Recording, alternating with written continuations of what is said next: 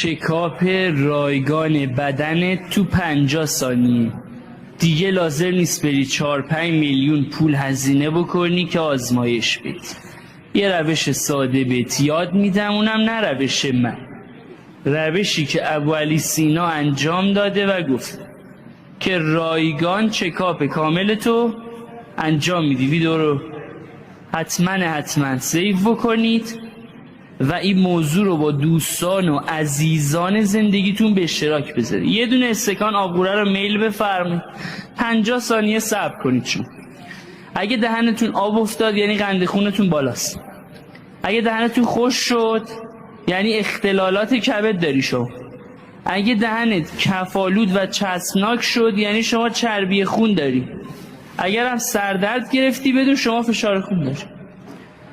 عرضم به خدمت شما که حتما این موارد رو حواستون باشه و بعدش هم برین سراغ درمانش.